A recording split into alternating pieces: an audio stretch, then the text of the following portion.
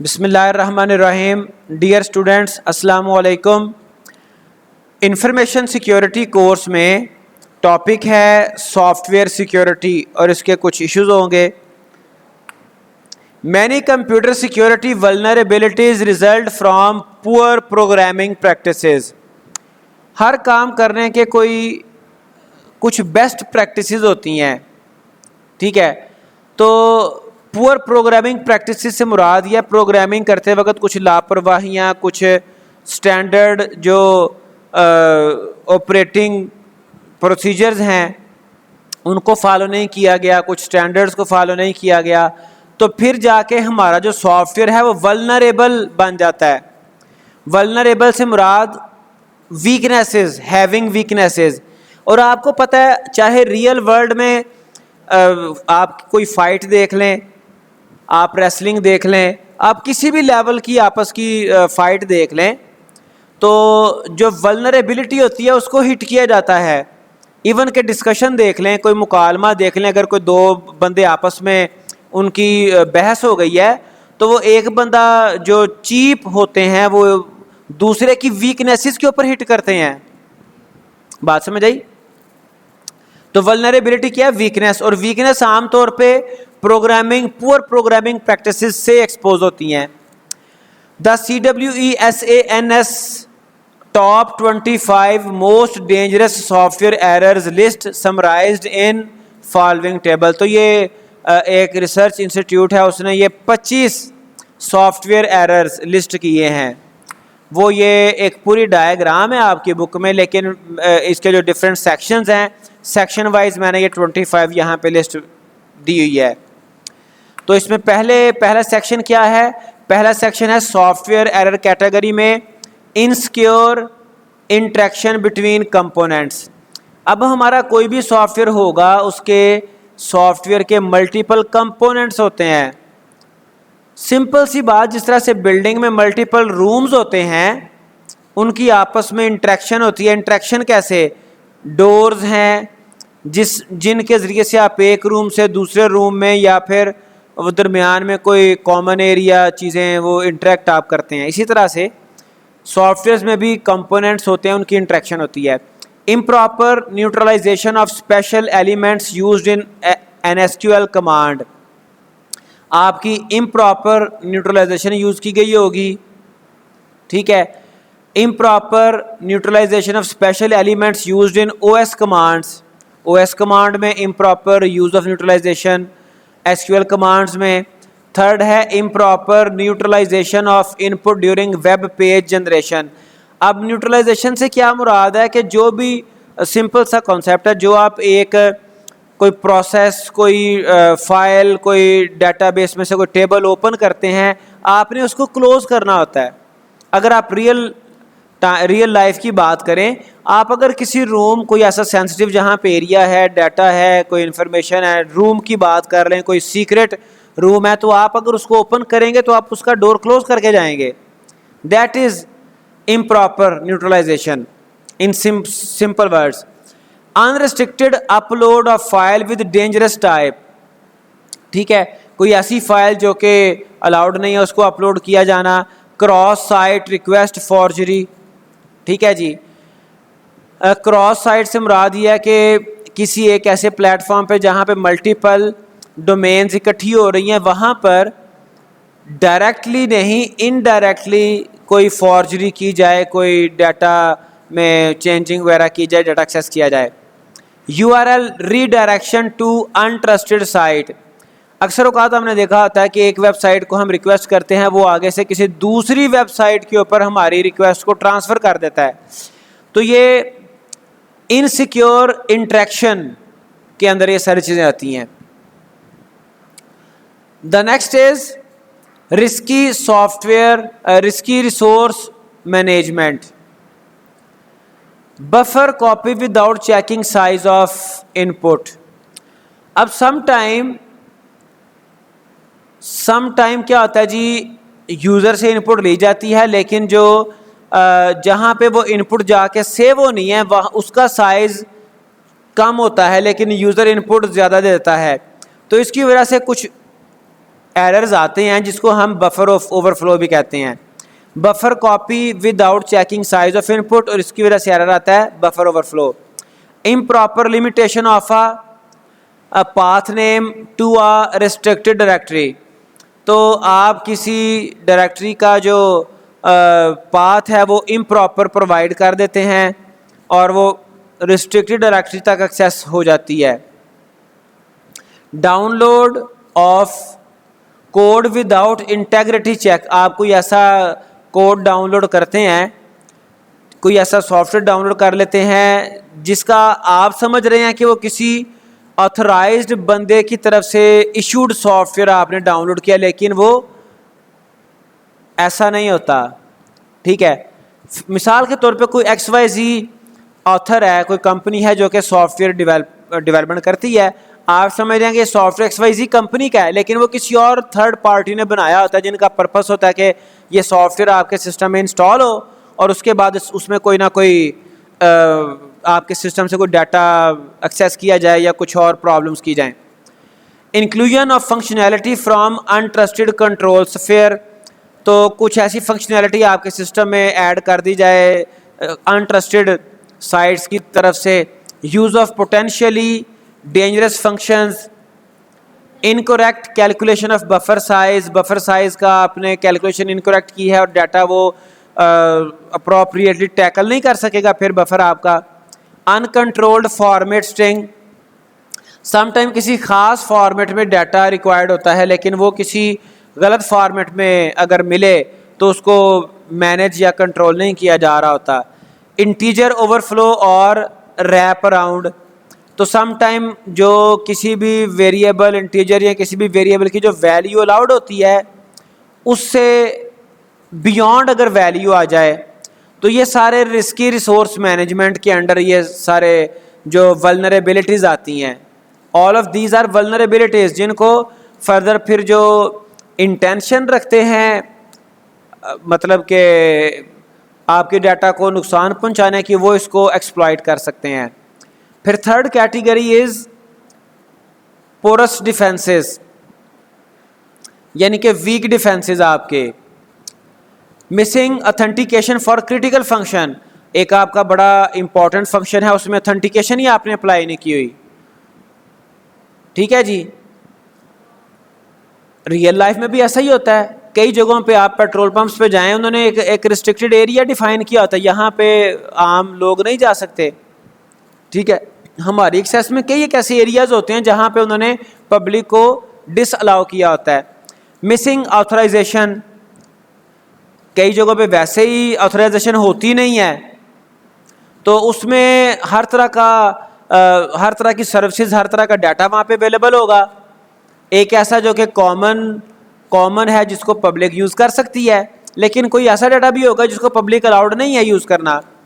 फिर use of hard coded credentials, hard coded से मुराद क्या है कि वो एक सिंपल सा उसके क्रेडेंशियल हैं, पासवर्ड यूज़र नेम है, लेकिन वो यू कैन से कि सबको ही पता है, उसका क्या फ़ायदा। ठीक है जी, मतलब सबके लिए पासवर्ड है गेस्ट यूज़र नेम है, पासवर्ड है 1 2 3, अब वो आमतौर पे सबको ही पता है। Missing encryption of sensitive data, sensitive data open ही रखा हुआ है, प्लेन टेक्स्ट रखा हुआ है, क्लियर टेक्स्ट रखा हुआ है, एनक्रिप्ट नहीं किया गया, कोई एनक्रिप्शन उसके ऊपर अप्लाई नहीं की गई।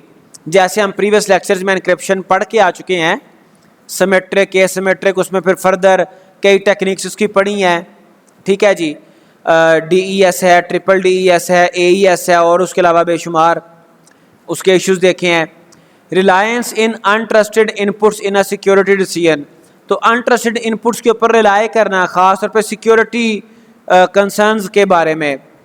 एग्जीक्यूशन विद अननेसेसरी प्रिविलेजेस, किसी भी एंटिटी को, किसी भी यूज़र को वो चीज़ें अलाउ करना, वो प्रिविलेज, वो राइट्स अलाउ करना जो कि अलाउ करना ज़रूरी नहीं था।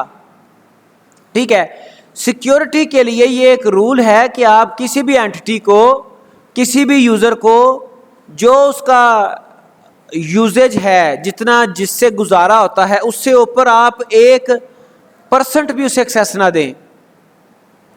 ठीक है, ताकि जिसे कहते हैं कि अपने मतलब से, काम से मतलब रखा जाए। सिर्फ हर यूज़र, हर एंटिटी अपने काम से मतलब रखे और आपने उसको बाउंड करना है, उसको प्रिविलेजेस देने नहीं है ज़्यादा। जैसे अभी प्रीवियसली लेक्चर्स में हमने देखा कि एक है ऑथराइजेशन, ऑथराइज्ड यूज़र, एक है अथेंटिकेशन। अथेंटिकेशन के बाद बंदा तमाम रिसोर्सेज यूज़ करने का ऑथराइज नहीं है, ठीक है, तो आप उसको प्रिविलेजेस लिमिटेड दें। इनकरेक्ट ऑथराइजेशन भी है किसका, यानी कि वल्नरेबिलिटी है। Incorrect permission assignment for critical resource. अच्छा जी, एक्सेस कंट्रोल के अंडर आ जाता है यूज ऑफ अ ब्रोकन और रिस्की क्रिप्टोग्राफिक एल्गोरिदम। कोई आपका एल्गोरिदम है जो कि एक्सप्लॉइट हो चुका हुआ है, जो कि क्रैक हैक हो चुका हुआ है, उसका यूज करना।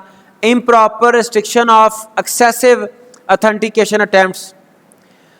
आप देखें, आप इवन अपने पर्सनल मोबाइल के ऊपर अगर एक ख़ास नंबर ऑफ अटेम्प्ट्स करें अथेंटिकेट होने की, उसके बाद वो कहता है जी wait 5 minutes, you have to wait for इतने मिनट्स। और इवन आप ऐसा बार बार करें तो आपकी डिवाइस फॉर लॉन्गर टाइम भी लॉक हो जाती है। It is improper restriction of excessive authentication attempt. Use of one way hash without a salt. आपने उसमें कोई मतलब प्राइवेट की इन्वॉल्व नहीं की, तो ये सारे आपकी वल्नरेबिलिटीज़ हैं पोरस डिफेंसेस की, वीक डिफेंसेस की। तो ये 25 टोटल आपकी वल्नरेबिलिटीज़ 3 कैटेगरीज के अंडर आती हैं। बेटा आने को तो कुछ भी आ सकता है, लेकिन मैं आपको अपनी असेसमेंट बताता हूँ कि आपका ये पेपर आई थिंक सो मतलब ये कि इतना टफ नहीं होगा, इजी होगा। हाँ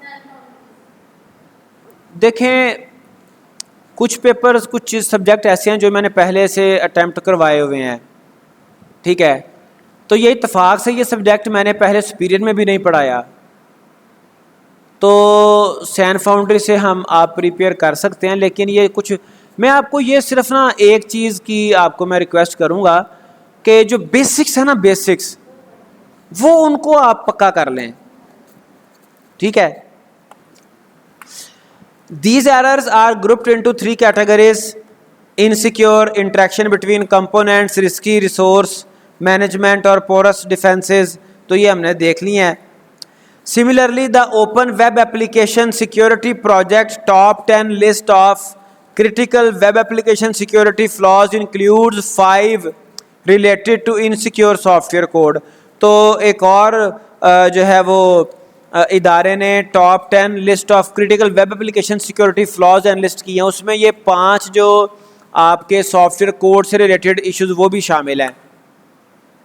these include unvalidated input, cross site scripting, buffer overflow, injection flaws, improper error handling. अब अनवैलिडेटेड इनपुट मैं आपको रास्ता बताता हूँ, कुछ आगे हमारे ये इश्यूज कवर भी किए गए हैं। अनवैलिडेटेड इनपुट से क्या मुराद है कि आप देखें, जब आप जीमेल पे, फेसबुक पे लॉगिन करते हैं तो वहाँ पे आपकी जो इनपुट है वो वैलिडेट की जाती है, ठीक है। मिसाल के तौर पे अगर पासवर्ड किसी वेबसाइट पे रिस्ट्रिक्शन है 8 करैक्टर्स लॉन्ग कम अज़ कम होना चाहिए या उसकी लेंथ कम अज़ कम 8 होनी चाहिए, तो उससे कम अगर आप पासवर्ड देंगे तो वो आपका एक्सेप्ट ही नहीं करेगा, आपको वहाँ पे ही जो है ना वो एरर आ जाएगा, ठीक है जी। तो वैलिडेट करके इनपुट आगे जानी चाहिए, सर्वर तक जाए ही ना इनपुट। क्रॉस साइट स्क्रिप्टिंग से मुराद ये है कि आपकी जो बेशुमार टाइप की स्क्रिप्टिंग हम यूज़ करते हैं, जावा स्क्रिप्ट, ये वो बेशुमार, तो किसी भी तरह की जो स्क्रिप्टिंग है वो एक साइट से दूसरी साइट पे जब जाती है ना रिक्वेस्ट, तो उस वक्त वो दूसरी तीसरी साइट पे जाके उसके डाटा को भी एक्सेस करने की ट्राई की जा सकती है। उसमें कोई ऐसा कोड हो सकता है, आपकी वेबसाइट के ऊपर कोई ऐसी स्ट्राइक आती है, कोई ऐसी रिक्वेस्ट आती है जिसमें किसी ने वो खुद से कोई ऐसा मलिशियस कोड लिखा होगा जो कि आपके सेंसिटिव डाटा को एक्सेस करने की कोशिश कर सकेगा, और अनलकीली अगर कहीं से वो कोई क्यूरी सही लग गई तो आपका वो डाटा लॉस्ट हो सकता है या एक्सप्लॉइट हो सकता है। बफर ओवरफ्लो ये हमने प्रीवियस डिस्कस किया है, बफर ओवरफ्लो। इंजेक्शन फ्लॉज भी क्या होते हैं, यहाँ पे एक फेक क्यूरी बनाई जाती है, फेक क्यूरी, ठीक है। इसमें इंजेक्शन के कोई 3-4 टाइप्स हैं। डेटाबेस एसक्यूएल इंजेक्शन की एक टाइप है, नेटवर्क इंजेक्शन है, ठीक है जी। तो उसमें एक फेक क्यूरी बनाई जाती है, अगर वो कहीं पे मतलब कि वो जिसे पंजाबी में कहेंगे तुक्का लग जाए तो आपका वो डाटा एक्सप्लॉइट हो जाएगा। इम्प्रॉपर एरर हैंडलिंग, एरर्स हैं उनको हैंडल करना चाहिए, अगर उनको हैंडल नहीं किया गया तो तब भी आपकी वल्नरेबिलिटी एक्सपोज हो जाती है। तो इसमें से कुछ हम देखते हैं। These flaws occur as a consequence of insufficient checking and validation of data and error codes in programs. Basic आपकी रीज़न वही है कि आपकी जो प्रोग्रामिंग आपने की है, सॉफ्टवेयर बनाया है, प्रोग्राम आपने लिखा है, उसमें आपने डाटा वैलिडेशन नहीं की, उसमें प्रोग्राम में आपने कोड्स जो आपका कोड है उसको आपने सही चेक नहीं किया हुआ, उसकी टेस्टिंग सही नहीं की हुई।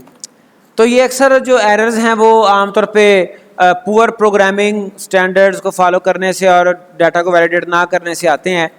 Awareness of these issues is critical initial step in writing more secure program code. सबसे पहला स्टेप क्या होता है कि आपको इन स्टैंडर्ड्स का पता तो हो ना, आपको अवेयरनेस हो कि किन रूल्स को फॉलो करना है। फॉलो तो आप बाद में करेंगे। Both these resources emphasise the need for software developers to address these known areas of concern and provide guidance on how this is done। तो ये जो आप 25 की लिस्ट है, 10 की लिस्ट है, ये दोनों आपको फोकस इस पे करते हैं कि आप जो है वो जो डेवलपर्स हैं उनके पास अवेयरनेस हो, वो जाने कि क्या क्या फ्लॉज किस किस वजह से आ सकते हैं। The most important concerns are discussed here, जो यहाँ पे डिस्कस किए गए। Validating input syntax, the programmer can not control the content of input data. It is necessary to ensure that such data conform with any assumptions। वो आपकी assumptions के साथ उनके साथ मुताबिकत रखता हो, उसके अकॉर्डिंग हो, ठीक है जी। अब ये सिंटैक्स, इनपुट सिंटैक्स से क्या मुराद है? अगर CNIC नंबर एंटर किया जा रहा है तो पहले 5 डिजिट आएंगे, नंबर आएंगे, करैक्टर्स नहीं आएंगे। फिर उसके बाद 7 नंबर्स आएंगे, फिर उसके बाद डैश आएगी, फिर 1 नंबर आएगा, या फिर ओवरऑल 13 नंबर्स आएंगे। ये है इनपुट सिंटैक्स, इनपुट फॉर्मेट। तो हमने अगर CNIC लेना है किसी यूज़र का, पाकिस्तानी CNIC, तो उसमें we have to make sure the input is of numeric type. Furthermore the length of the input that should be exactly 13 digits, ठीक है। तो it is meant by validating input syntax. Detail इसमें काफ़ी सारी हैं, मैंने आपको बिल्कुल उसका जो एग्जैक्ट और टू द पॉइंट है वो चीज़ें बता दी। The data might represent an integer or other numeric value, ये भी हमें देखना पड़ेगा। A program using such input should confirm that it meets these assumptions. Cross site scripting attacks, another broad class of vulnerabilities concern input provided to a program by one user that is subsequently output to another user। किसी एक user ने input किया और वो ultimately किसी दूसरे user को output जा रही है। तो यहाँ पर अब एक साइड से इनपुट हुई है और वो प्रोसेस हुई, फिर दूसरे साइड पे वो आउटपुट जा रही है, ये भी इसमें भी अटैक हो सकता है। Such attacks are known as cross site scripting XSS attacks because they are most common seen in scripted web applications। जिनमें स्क्रिप्टिंग लैंग्वेज होती है वो कौन कौन सी हैं? जावास्क्रिप्ट कॉमन है, एक्टिवएक्स है, VB स्क्रिप्ट है, फ्लैश है, और just about any client side scripting language supported by a users browser. अब जो क्लाइंट साइड होती हैं, हमारे पास स्क्रिप्टिंग 2 तरह की होती है। ये देखें, एक है क्लाइंट साइड, जहाँ पे जैसे हम ब्राउज़र यूज़ करते हैं, ये क्लाइंट साइड है। हम जीमेल यूज़ करें तो वहाँ से जो रिक्वेस्ट जाएगी जीमेल सर्वर पे, वो फिर फर्दर आगे दूसरी साइड पे जो आपका सर्वर साइड स्क्रिप्टिंग चलेगी। लेकिन हमारे ब्राउज़र पे, हमारे सिस्टम पे क्लाइंट साइड स्क्रिप्टिंग ये वाली चल रही होती है, ठीक है। तो होता क्या है कि जो क्लाइंट साइड है उस पर ये सारी स्क्रिप्ट चल रही होती हैं, और the assumption is that all content from one site is equally trusted and hence is permitted to interact with other content from that site. अगर किसी एक साइट पे एक कंटेंट ट्रस्टेड है तो हम कहते हैं उस साइट पे बाकी सारे कंटेंट भी ट्रस्टेड हैं। यहां से प्रॉब्लम का आगाज होता है। ठीक है, मिसाल के तौर पे हम रियल लाइफ में मैं आपको इसके एग्जांपल देता हूं।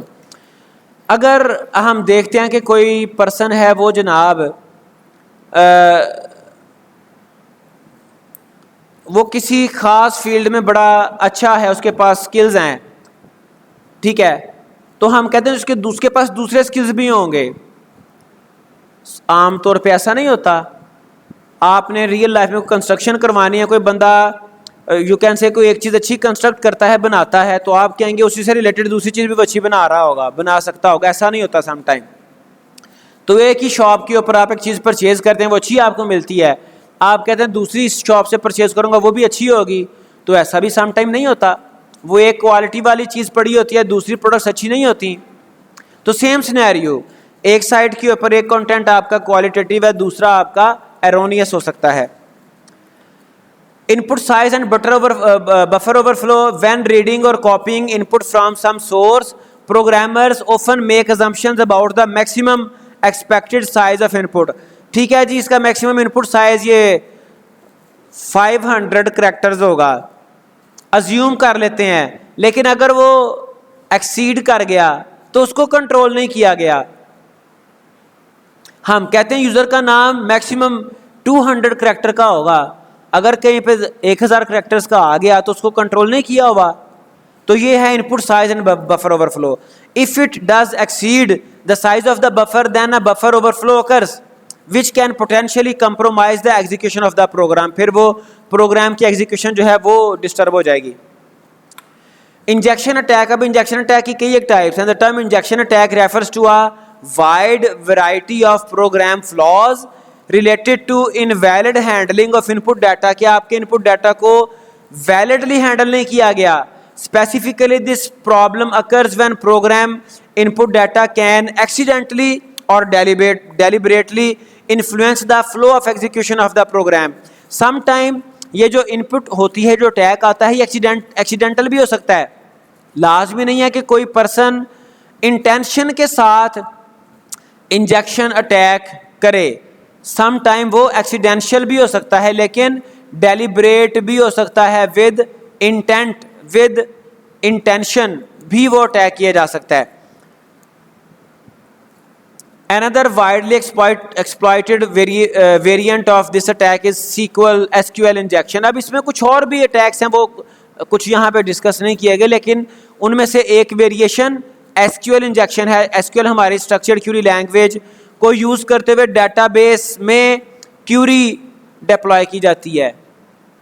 टेबल में क्यूरी, डेटाबेस में क्यूरी डिप्लॉय की जाती है और वो तुक्का लगाया जाता है। अगर वो लग जाए तो डाटा कोई जो अनऑथराइज्ड पर्सन है उस तक पहुंच जाता है। In this attack the user supplied input is use to construct SQL request to retrieve information from a database. वो क्या करता है जी, इनपुट प्रोवाइड करता है एसक्यूएल क्यूरी में डेटाबेस से डाटा रिट्रीव करने के लिए। Consider the excerpt of PHP code from a CGI script shown next. तो ये कोड लिखा गया, इसमें ये देखें क्यूरी ये है, select asterisk from suppliers where name is equal to $name, और ये क्यूरी चला दी गई। ठीक है, अब यहाँ पे ये जो लिखा गया है आपका $name, ये एक वेरिएबल है। ठीक है, और ये वेरिएबल किसी HTML के फॉर्म में से किसी कंट्रोल से आ रही है वैल्यू। अब कोई बंदा डायरेक्ट क्यूरी चलाता है और उसमें यहाँ पे कोई भी आर्बिट्रेरी नेम पुट कर देता है। अब डेटाबेस में might be possible there are thousands of records available. ठीक है, उसमें कोई अली होगा, कोई अहमद होगा, कोई कुछ होगा, कोई कुछ होगा, कोई आर्बिट्रेरी नेम भी अगर लगाए तो पॉसिबिलिटी तो है क्यूरी चलने की। ठीक है जी, तो ये है इंजेक्शन अटैक। होता क्या है, it takes a name provided as input to the script typically from a form field similar to that shown in figure. Figure ये फिगर में जैसे यहाँ पे दिखाया गया है कि यहाँ पे आप ये जो हमारा टेक्स्ट HTML है, यहाँ पे क्या किया गया, ये आपका HTML स्टार्ट हो गई है, ये तो आपका आ गया ना हेड, इसको छोड़ें आप, फॉर्म आ गया। अब फॉर्म में ये यूज़र नेम की फील्ड है, यूज़र नेम टू फिंगर, ठीक है। Input type equal text name equal user value, ठीक है जी, और input type equal submit, value क्या जी, फिंगर यूज़र। तो ये आपकी इनपुट टाइप टेक्स्ट है। ये आपका है एक कंट्रोल है, उसका नेम है यूज़र, नेम इक्वल यूज़र, ठीक है। जैसे प्रीवियस यहाँ पे नेम लिया गया था, ठीक है जी। तो इस तरह का कोड होता है, इस तरह का एक फॉर्म आपका होगा जहाँ से वो नॉर्मली कोई एक सीक्वेंस के साथ बंदा वैल्यू प्रोवाइड कर रहा होगा। तो अब एसक्यूएल इंजेक्शन में क्या होता है, it uses this value to construct a request to retrieve the records relating to that name from the database. कोई भी आर्बिट्रेरी नेम दे दिया जाता है। If a suitable name is provided, अगर कोई ऐसा unluckily suitable matching name provide हो गया, then the code works as intended retrieving the desired record. तो रिकॉर्ड मिल जाएगा डेटाबेस में से, जो अनऑथराइज्ड बंदा है वो रिकॉर्ड ले लेगा। The code shown in the following figure illustrates the use of a suitable PHP function to correct this vulnerability. तो इसके लिए एक फंक्शन यूज किया जाता है, that is called MySQL real escape string. बहरहाल ये जो यहाँ पे फंक्शन लिखा गया है ये ऑब्सोलीट हो चुका है, अब चलता है MySQLi। तो करता क्या है, वो आपके रियल एस्केप स्ट्रिंग को ही एक्सेप्ट करेगा, और इस तरह से जो आर्बिट्रेरी नाम दिए गए हैं जो उनको वो एक्सेप्ट नहीं करेगा, और जो प्रॉपर एक आपके फॉर्म से वैल्यू आ रही है सिर्फ उसी के ऊपर, उसी को सुनेगा, उसी को लिसन करेगा, उसी के ऊपर वो इम्प्लीमेंट करने की कोशिश करेगा। बाकी वो आर्बिट्रेरी रिक्वेस्ट को वो रिजेक्ट डिनाई करता जाएगा। तो ये इंजेक्शन अटैक की एक टाइप है, एसक्यूएल इंजेक्शन। तो ये सारे हमारे सॉफ्टवेयर सिक्योरिटी से रिलेटेड था, और ये इसको हम यहाँ पे वाइंड अप कर रहे हैं। अल्लाह हाफिज़।